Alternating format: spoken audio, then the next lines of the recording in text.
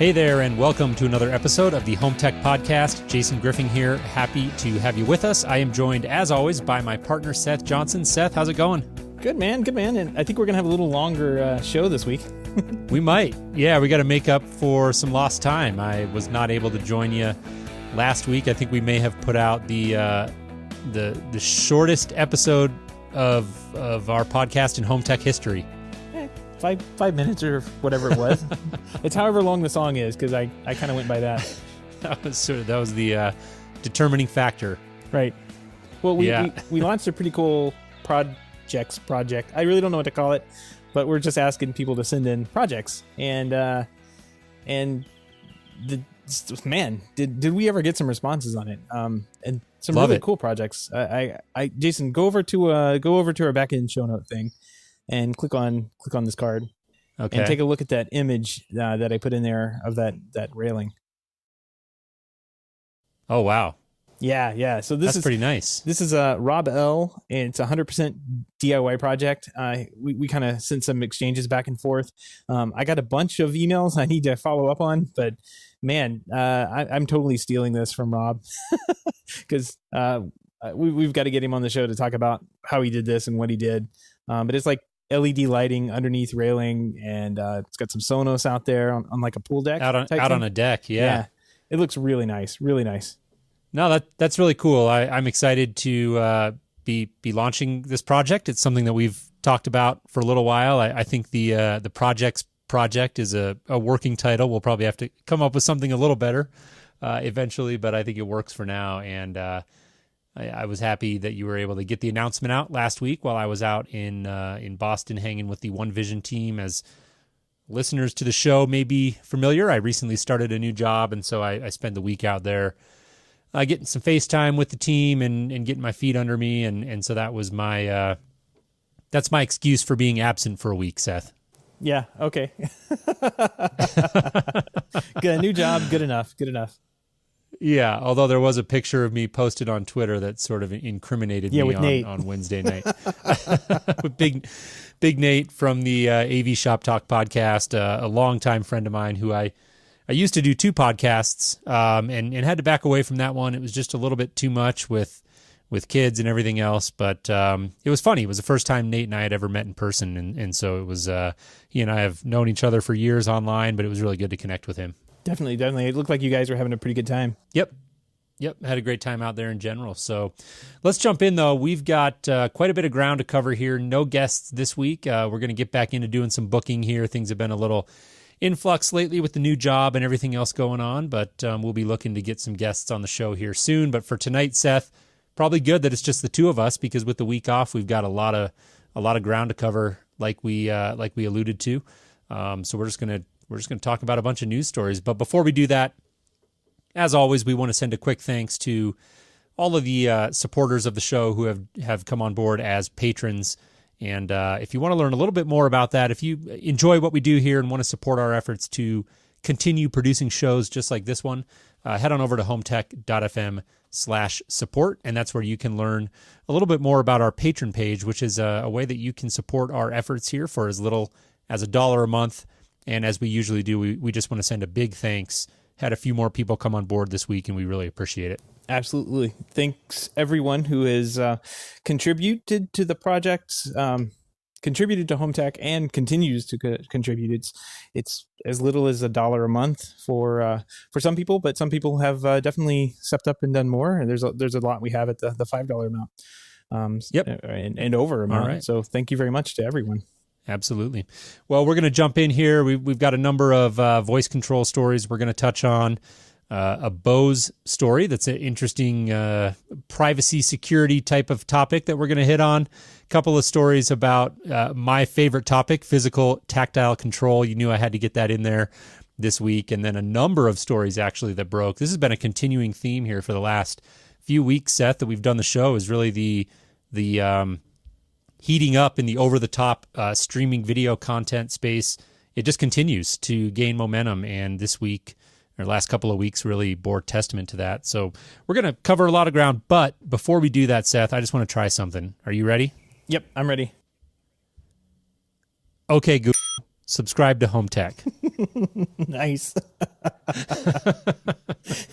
I wonder how many phones and whatever Google Homes that's going to set off. you and Burger King guilty. You may have to bleep that out in post, so we're not those obnoxious guys riding the trend. But this was really funny and got a lot of coverage. And what a simple idea! And I have to imagine that developers at Google Home and even over at the A Word, I'm going to try to take it easy on you in post production here. Would you rather me say it? Go ahead. Oh man, I'm really bad about that. But yeah, if you're not familiar with what we're talking about, Burger King put out, I think it was literally like a 15-second commercial where the guy gets on camera and he basically just says, I don't have enough time to tell you about this amazing cheeseburger or whatever it was, but here, I'll try something. And the camera zooms in on him and then he says, okay, whatever. And he says something about the burger. And it actually made really, really big news. Saw this covered in, I think, just about every tech blog that I follow and got a lot of attention, including from Google, who promptly shut down Burger King's ad, reportedly. So we got to be careful. Funny They're story. Shut us down. Yeah. Yeah. You don't want to be shut down by Google. No, that's probably something you don't want. No. So yeah, this was kind of silly. I saw that it got a bunch of press, and like you said, Google promptly shut them down. But it's one of those things. It's interesting that this is going to be a problem with these voice control systems. Not only do you get false positives, but if you're a lot of times we're sitting there watching TV and the Amazon thing picks up somebody on TV talking about something, and she'll sit there and just start up saying, oh, I'm sorry, I can't find lawyer services in the area or something like that. I mean, it's just really dumb what it thinks it hears compared to what's actually coming out of the TV. So you get those false positives, and then you have things like this where there's intentional advertising going on to try and get people to hack in, not really hack into anything. It's just it's an open mic. It's basically like having an open computer, an open keyboard for anybody in public to walk up to that's within earshot, because you can do that. You can send the commands over the air, right, and have them heard by these nice little microphones. And the good thing is these things work. They work well enough to pick it up and understand what even a commercial is saying. They do. They definitely do. And in fact, I see our really good friend of the show, Richard Gunther, who's been on the show a couple of times with us and has his own podcast, the Home On podcast. And Richard is probably the biggest fan of my continual use of the A word. I know he loves that. We're having a little fun banter on Twitter about it, and I'm not sure he was a big fan of our use of the Google phrase tonight. Yeah, sorry, Richard. No, we're not. Anyways, let's move on here. Actually, one other thing I saw that was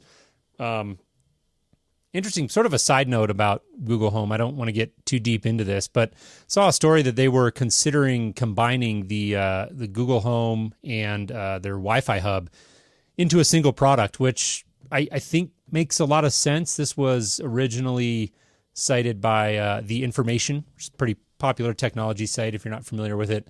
And looks like they may try to consolidate these hardware products into one, which I think makes sense from a physical, just footprint standpoint. If you just forget the functionality and think about the appearance and the type of location that you may install one of these devices in your home, it makes sense that they really wouldn't need to be two separate products. So it will be interesting to see if they do continue down that road and consolidate those hardware offerings into one. Yeah, I mean, this has been talked about quite a bit in the past couple of years. I mean, man, I can remember talking about this right when we started up the show and how it made sense to put these, at the time, these hubs into the routers. I mean, we've seen companies like Securify do this. We've heard Zonoff would be helping out. I want to say 2 years ago, I heard Zonoff actively saying that, they were attacking the router.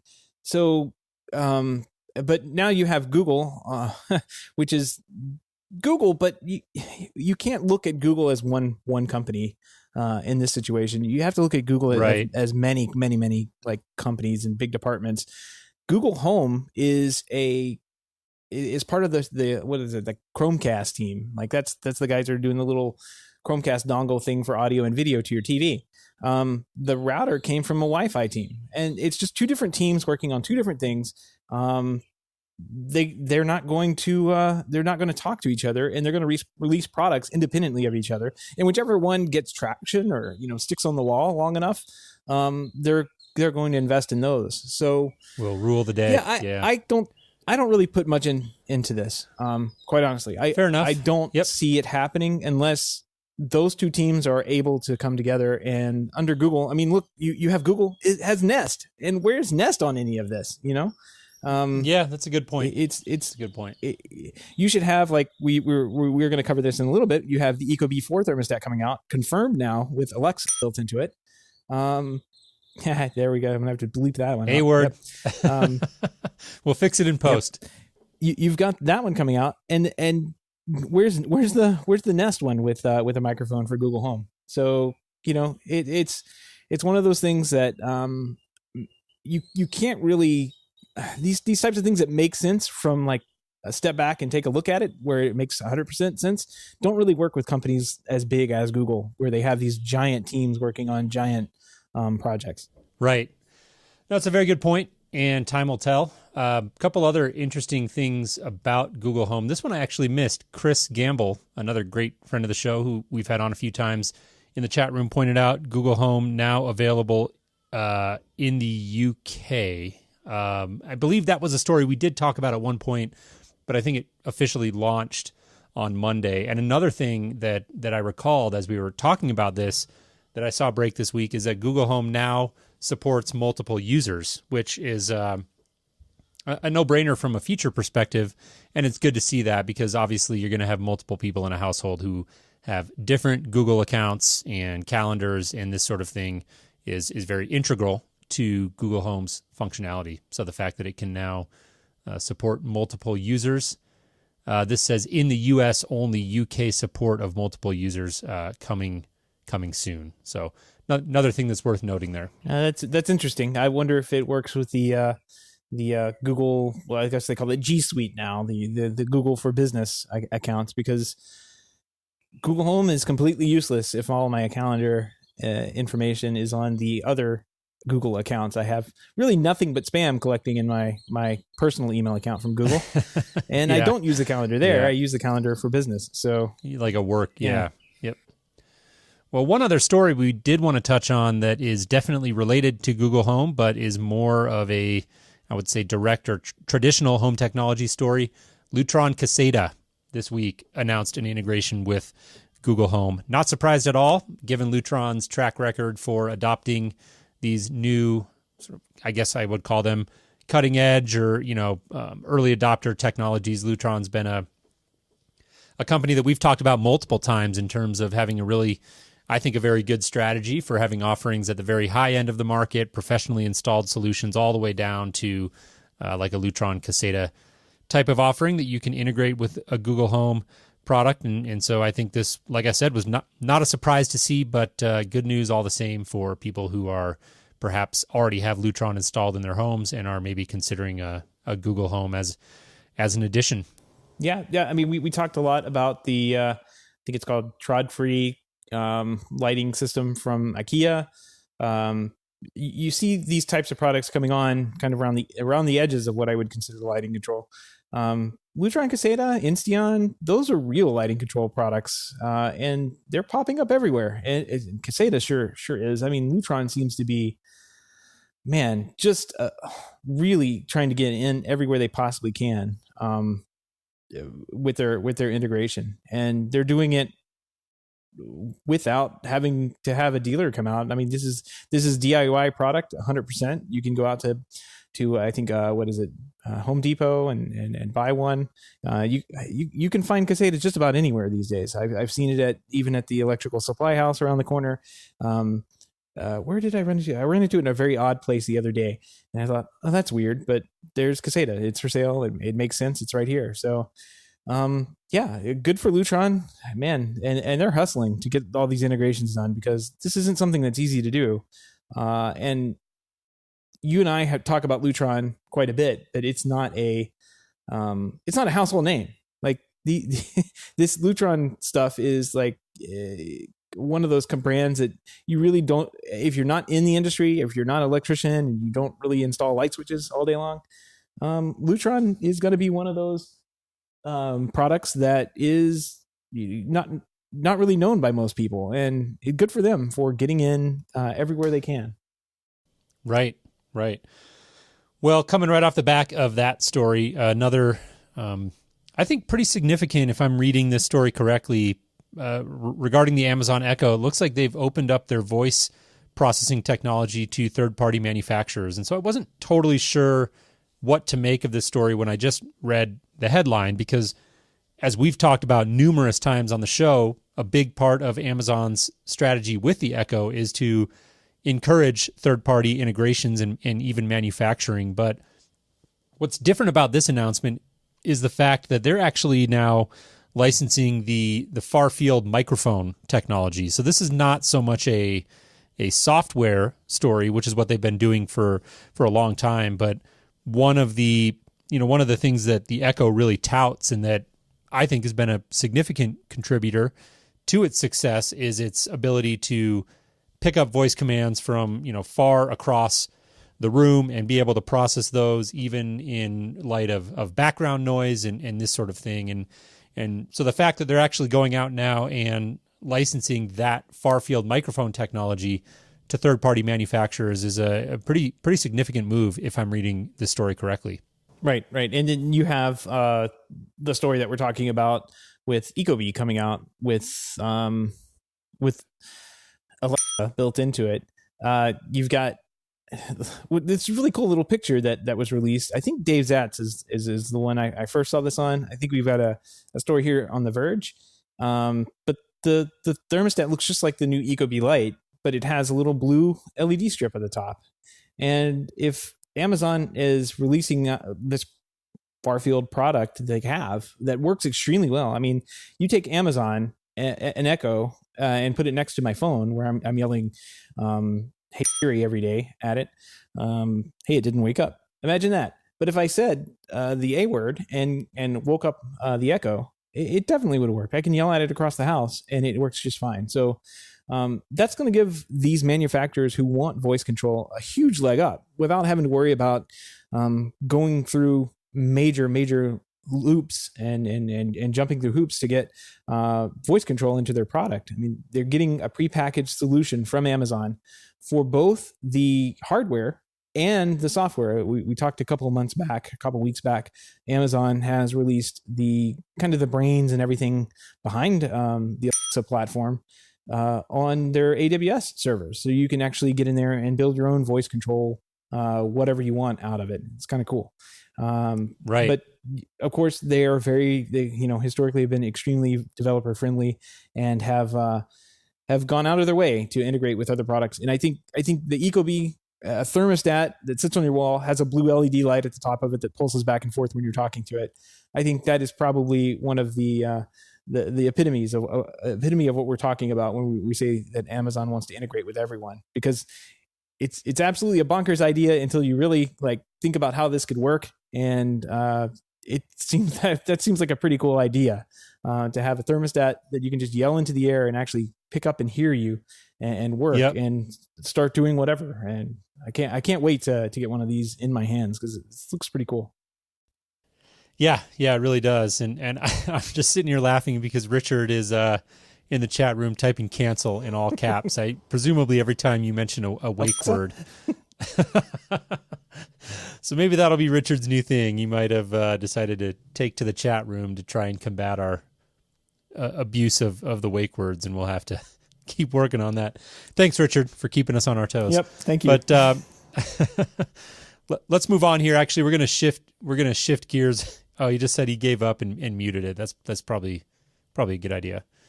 We're gonna shift gears here a little bit and talk about a story that got a lot of attention because of the headline. This one I think is the way I'm reading it is unfortunate for Bose. I think this is going to be a PR black eye, and I don't think it's quite fair. So the short version is that a lawsuit has surfaced accusing Bose of, quote, wiretapping users, mining personal data from wireless headphone app. And there's a plaintiff by the name of Kyle Zach who's filed a class action lawsuit. And there's a lot of information in the story. I'm looking right now at a story from CE Pro, but I just want to quote a little bit here from the actual lawsuit that CE Pro has in their article. And it says, unbeknownst to its customers, defendant Bose designed Bose Connect to collect and record the titles of music and audio files its customers choose to play through their Bose wireless products and transmit such data along with other personal identifiers to third parties, including a data miner, without its customers' knowledge or consent. And a few things there. I want to unpack that a little bit. I think clearly anytime personal data is being sent without a user's consent, that's a problem. However, the story earlier in the story says that there is actually no indication. Let's see, it says no indication from the lawsuit that data allegedly shared with Segment.io, which apparently is the company that is the data miner, was used for any purposes other than Bose's own product development and internal marketing needs. And it did say somewhere in here that the data was anonymized, like it wasn't tied to a user. So there does seem to be a little bit of a disconnect there, and I think that'll be the key question. But when I read the headline and then read the actual story, there did seem to be a little bit of a disconnect in terms of the actual severity of this. So I don't know. I'm not quite sure what to make of this, but it doesn't strike me maybe as big of a deal as it might seem like if you just read the headline. Right. And far be it from me to stand up and defend Bose for anything on their audio side, but I think this is the dumbest lawsuit I've ever heard of in my life. I mean, really, this is so stupid. And from a development standpoint, you're trying to capture information, and probably what Bose has done is they've dropped a little bit of this Segment.io's app code into their product to make it do something better or collect analytics on their app and bring it back into themselves. And if they want to find out how long people listen to Bose headphones, they could totally figure that out. And if it's anonymized correctly, it's been sanitized and not part of, like, it's not saying Jason Griffin is listening to the Home Tech podcast. I'm totally fine with that. Like that's good information for Bose to have, for them to figure out, how to better put their product in people's hands. If they find out that a lot of their listeners are listening to podcasts on their headphones, maybe they'll come out with a podcast headphone that works better, or like a little EQ or something that works better for podcasts. That would be awesome. That I don't think there's anything wrong with. And I can just see how something simple like that gets misconstrued. And for some people who look at Bose and see, okay, there's this huge name here, I'm going to go after them because they obviously have money. And I really think that's what this is. I don't think I'm going to give Bose the benefit of the doubt on this one and say, if this was data collection and they were collecting it, hopefully there's something in the end user license agreement that says, hey, we're going to pull some data from this. And if it hits our servers, we can do whatever we want with it. And if the end user agreed to that, they don't have any leg to stand on. But if their Bose is selling this off, and I really doubt they are, they're probably just trying to figure out how to market their product better to people. I mean, why would Bose share their data with anybody else? It doesn't make any sense, because then Beats is going to say, okay, I'm going to use that information to sell my headphones to people. So I don't know. I think this is one of those bogus lawsuits that's going to go nowhere. What's funny is we just got a 20-cent check from AT&T for a class action lawsuit. That was wow. We're going to go to Hawaii on that one.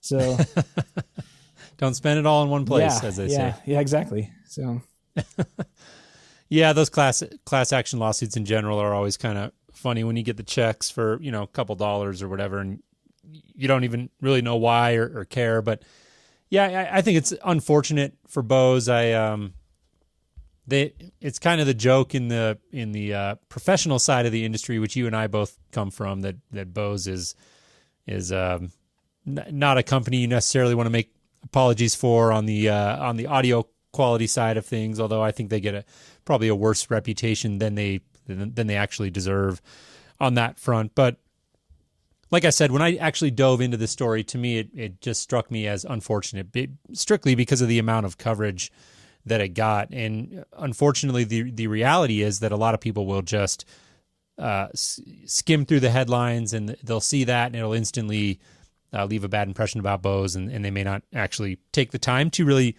digest the story and understand what it's about, which to me seemed really silly on its face. So we'll see how that plays out. I don't expect it to go anywhere from a legal standpoint, but like I said, I think it's a PR black eye for Bose, and I think that's unfortunate. But let's move on here. We've got a few stories here. Actually, just really one main story we wanted to touch on, and a topic that's near and dear to my heart, kind of become a running joke here on the Home Tech podcast, but it's a tactile control story that I actually love, and I think I may plop down some money myself to check this out. It's the Logitech's customizable pop buttons, which we talked about, I don't know, probably a couple of months ago when they first came out, are now able to be connected to HomeKit. So I've got a use case at my personal residence here that I actually want to try this out on. We've got one of those HomeKit smart plugs in the nursery where my 9-month-old son stays, and it's controlling a lamp that we turn on and off from our smartphones, which works really great. I mean, the ability to access that right from the iOS control center, which is a significant feature in my opinion that we've talked about quite a bit on the show, is very handy. But it would be really nice just to be able to have one of these Logitech pop buttons right on the nightstand. Particularly, I'm thinking on my wife's side of the bed, because she is the one who typically has to get up more often when my son wakes up in the middle of the night. And I think this would be pretty cool. I may make the investment here to give this a try, and if I do, I will certainly report back on my results. Yeah, I might get one of these too. What's funny is I have the that same iHome thing that you have, but for a different reason. But we have the same issue, I guess, in the nursery there, of the little light that needs to get turned on when in the middle of the night when you wake up to go feed the baby. And you know what we do? We just screw the light bulb in. Totally high tech. Analog. Yeah. Well, it always works. Yeah. It's totally tactile too. I think you might like this solution that we have. That is very tactile indeed. That's a good point. It's not too. It's only like a 5 or 6 watt bulb, so you don't burn your hands. So yeah, you might want to give that a shot. Sometimes the simplest solutions are the best. I cannot argue with you there. Yeah, well, this definitely looks like a cool solution for what you're doing. And man, I don't know. I don't really care for how these look, but I can see a use for these, especially in a HomeKit project. I definitely could see using this. Are they really $60 a piece? Is that what I'm reading here? I was actually just going to look that up a hub as you were talking. $59.95, and then each button is $39.99. Yeah. So the hub comes with a single button, so that's not terrible. And then you get, for $40 more, you get more buttons. Yeah, no, it's not. But for my use case, that may be, it's on the high side. One of those things where it's like $100. If I had more HomeKit stuff in my house, it would be $100 is nothing. But if it's really just to control one lamp, then my wife just may have to stick with the iPhone. It is interesting though, because it's one of those things that, like, I put in, it was very easy to set up, really was a very minimal investment, and it works great like 95% of the time. Right. But I'm telling you, the 5% of the time that it doesn't work, I definitely hear about it. Right. Nope. I have a Control 4 lighting system in my house, and I've done something to mess with some of the programs somewhere, and it doesn't happen for me, of course, so I've never really caught it, but I've seen it happen to my wife, where she walks in and she presses the button for the master bedroom light, and the light will like blink on and turn off. And she presses it again and nothing happens. And she presses it once more and the light's on. That's never a good thing, especially as we've talked about many times with lighting control. No, it's not. You want the light to come on when you press the button, because that's how it's worked for 100 years now. You flip the switch, the light comes on. It's a known quantity. So, yeah, that's definitely not something that's good, and definitely something that can be extremely frustrating for anyone. I'm not going to say for people who are not, who are tech averse. I think it's just frustrating for anybody to walk in, press a button on the wall, and the lights don't work. I mean, that's definitely a pain point. Absolutely. Well, coming off the back of this story, just wanted to touch on Febraro, which is a very prominent Z-Wave home automation system, is bringing a new controller, a smart home hub, here to the U.S. And it actually reminded me of the Pop story, because they've actually got the Febraro. I think they just call it the button, which is like a big red button. I think it maybe comes in multiple colors, but that was something we talked about and joked about a little bit recently. I have to admit, I don't know a lot about Febraro. I know that it's pretty popular, my understanding is, in the Z-Wave community, and Z-Wave is obviously a technology that is a protocol that's really built around the idea of an ecosystem, with everything being interoperable and easy to not get yourself locked into different, having to use a specific manufacturer to use things. So Z-Wave is very appealing to a lot of people, and this thing may bring just one more good option for users in the U.S. who are either committed to the Z-Wave ecosystem or are considering it as an option for their home. So this one may be worth checking out. Yeah. I think as Febraro we talked about it a number of times, and they seem to be a lot more popular over in UK. I see Chris Gamble is posting some really interesting things about Febraro. He posted a screenshot of something. But then he called what you were talking about the Bond villain button, which I think is perfectly totally named. is. I think they should just rebrand that. But Febraro, good stuff. I have been impressed with them every time I've seen them. Yep. So anyways, let's move on here. Our last big topic of the evening, like I alluded to earlier, is the over-the-top streaming video world. There was a bunch of stories here. We're not going to dive into each one of these in detail. We'll include some links in the show notes at HomeTech.fm/158. But one that I think we did want to jump into and talk about a little bit is Sling TV becoming the first live TV streaming service. And this is actually an app built into LG smart TVs. And this is significant. We've had a lot of conversations in the past about the future of TV and where this is all going. You and I think, are in total agreement about the future of TV being very app-based, and the idea of a separate set-top box is going to go by the wayside, and what you're going to have is a TV that you hang on the wall. You either plug it into the network or more likely just goes on the Wi-Fi, and all of your content is just accessed through streaming apps that are built in to the TV. And this story really represents the tip of the iceberg, I think, in that story. And so there are certainly going to be some limitations in terms of the amount of content that is available through this app, but the fact that it's built right into the TV, can stream live TV through the app is pretty significant, and I think a sign of things to come. Right. And Sling TV used to be that weird little device that we hooked up to our cable boxes, and it basically would control the cable box through like a web page or an app, and you could watch whatever was being output on the cable box. They've kind of moved that name around and rebranded and put it into like it's a streaming cable service essentially. And I think they're on the back of Dish Network, right? The Dish Network company. Yep. DirecTV has their own, but here's what I wouldn't be surprised. I wouldn't be surprised to see DirecTV have an LG app come before too long.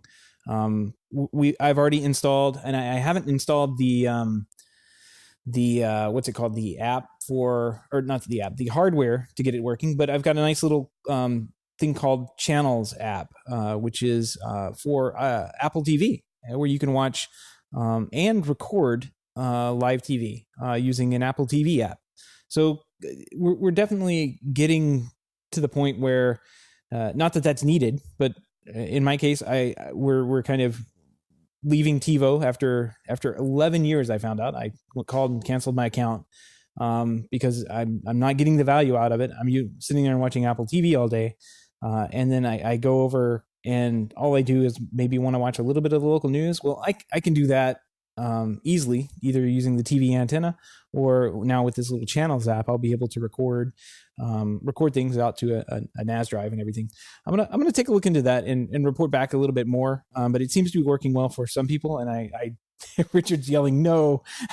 I'm guessing from me canceling TiVo because, man, it's breaking my heart too. That they aren't able to either keep up or keep pace with what is going on. But here's the deal: like the Sling TV app should be on TiVo as well. I mean, TiVo. It looks like they're moving more into a hardware based thing. Because Roku is signing a multi-year licensing agreement with TiVo now. So we'll put a link to that in the show notes. So maybe we will see a TiVo type software running on Roku equipment, which would be nice, I think. TiVo makes great software. It has a great experience. It's the best experience of any cable box I've ever owned. And I go way back on cable boxes and my own TiVos and before that Replay TVs. Man, I do already miss having a TiVo, but I'm not going to miss paying $14 a month for guide data that I don't use. Yeah. Well, yeah. I'm surprised, first of all, to hear you say that. I know in the 3+ years we've been doing the show, you've been a big fan of TiVo, so it's surprising to hear you say that, but I do know you've been talking about changing your TV plan and cutting the cord and this sort of thing for a while, and I guess this is the manifestation of that. TiVo will probably be okay. They were bought for, I think, over $1 billion not too long ago by Rovi, and so that was a big deal when it happened, and like you alluded to, the Roku story was interesting. They've entered some sort of licensing agreement. The deals on that were a little bit murky, but obviously the idea of we actually talked about this on our last episode, like a cloud DVR, I think is something that really certainly not unheard of. They're out there, but it's when we talk about over the top streaming video, this sort of thing, it is a consideration. People are very used to having that DVR, and even though there are plenty of shows on demand, I think having that DVR is nice, and so that appears to be what Roku is looking at, although the details aren't totally clear on that. A few other stories, though, like we said, alluded to at the beginning of the show that surfaced in the over the top streaming video world this week. Comcast looks like they're planning to launch a Netflix rival. I wasn't totally clear on this story at first. We did a few weeks ago talk about Comcast, and they've had, if I'm recalling correctly, a service called Stream that was out there for a while, I think in limited markets, and some stories surfaced that look like they may be the rebirth of that. Now there's another story coming from Bloomberg that talks about Comcast planning to introduce an online video service with hit shows from NBC Universal TV networks in the next 12 to 18 months. So this looks like an offering maybe targeted more to compete with a company like Netflix, for instance. Right. I mean, this, like we're saying, this is definitely the future. I think last, it would have been the week before last, we talked about X1, Comcast making an X1 type app, and it only makes sense that they would try and bundle. I think they're owned by NBC Universal, so it would only make sense that they would kind of team up and try and get their content into their app a little bit better. So it makes sense from a business. All of this makes sense from a business standpoint if you look at it through certain lenses. And I think we're seeing the very early days of these weird type of devices and services being pushed out, and some of them will be going away. Some of them will be staying long term. But I really do think that the future is you turn on your TV and that's your, that's the input zero we've always been talking about. You don't even have to change off that. You get a little menu. What do you want to do? Watch TV, watch a movie, and you're taken to the services that you you like and you use best. Yeah, exactly. There was another article that I thought was a good read, and we're not going to jump into it and pick it apart at all, but it was on Fierce Cable, and we'll include a link to it in our show notes. Again, HomeTech.fm/158. And the title of the article is Netflix Disruption of Old Media Points to the Future of Television. And pretty quick read. Go check that out. I think it makes some good points. Nothing too earth-shattering, but thought-provoking nonetheless. And I do really feel strongly that it's been crazy the last few weeks, maybe going back even further than that. We've just seen so many of these stories come up, and it's clearly, I know we're only into April here in 2017, but to me, it's clearly started to emerge, at least in Q1, as one of the most prominent stories of 2017 in terms of home technology. We talk about home technology, and we typically focus on home automation and control, but watching TV in the home is one of the biggest uses of technology in the home by far, I would argue. And so it's really fascinating to me to see all of these stories surfacing. A couple others we're not going to dive into here. It looks like Hulu has a live TV service, rumored to be coming $40 a month, according to a report from TechCrunch. And so some details on that you can dive into in the story. And one that I saw that I thought was pretty staggering number if you really stop and think about it. Amazon spending $4.5 billion on video this year. So that's a staggering amount of money. And my understanding of this article is that this is really focused on producing original content, which is something we haven't really even talked about, Seth, but that's become a huge thing as well, that a few years ago almost didn't even really exist. I don't remember exactly when this started, but you think about TV series, miniseries like House of Cards, for instance, on Netflix. I mean, these things are a phenomenon that just didn't exist only a few short years ago. And now you've got a company like Amazon spending, it says $4.5 billion on video content, narrowing the spending gap between them and Netflix, which has a budget of $6 billion. And these analysts came from... these estimates came from analysts at JP Morgan. So pretty staggering numbers there. Right. And I mean, if you're using Amazon or Netflix, you see that. I mean, you see it in the content that they release. Some of it's goofy Adam Sandler comedies that are not goofy, but they're horrible.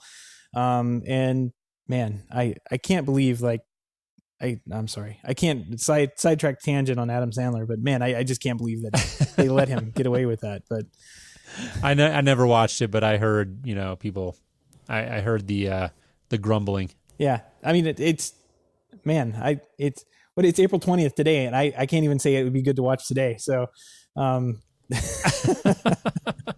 the math. Well, that's saying something. That is saying something. So, yeah, I would say that, this is a huge story. And we're definitely in the golden age of television. I mean, we have HBO doing a massive amount of production, as usual. But we've had companies like Netflix and Amazon step up and start releasing their own series. And a lot of people don't even realize they're doing this. My in-laws come over and they're still subscribed to Netflix, but they subscribe to the discs. And we keep telling them, subscribe to the internet streaming side of it. Netflix still does that? They do. Yeah. Wow. People still play discs, Jason. I had no idea. So for some reason, I thought Netflix got out of that. They tried. I guess I was wrong. They released some kind of weird idea where they could switch the two companies apart, and they got such a big backlash that they just kept them together. And so you can still subscribe to the Netflix, which is named funny. Netflix. I had no idea. Yeah, and get discs, or you can get the online content, which is where all the good stuff is. And when my in-laws come over and I tell them that, hey, you can watch this entire, how are you watching that? You can watch the entire series. And they go, oh, an episode, when does it come out? No, you don't understand. You can watch from start to finish all 5 seasons at once. Just get a bucket of ice cream, sit down on the couch and start watching. And it hasn't really gotten through to them. And they're not like Luddites, like they understand technology, but it's just such a paradigm shift from what the Right. previous generations are used to, that I think it's still going to take a little while for this type of product to gain real traction. Yep. In most homes. But I'd say from a technology expert's point of view, this is the future, and this is where things are heading. So Jason, you and I, and people that have been in the home tech, professional home tech field, I think that like they need to know that you're not going to have a cable box in 2 years. People are going to just get rid of those and be using apps on TV. So start designing systems accordingly. Right. I agree completely. I think that's a good place for us to wrap up the show this week. Had a lot of fun kicking around these stories with you, Seth. There was a lot of interesting ones. It was a busy couple of weeks, and so it was good to be able to catch up. And we'll look to start getting some guests on again soon.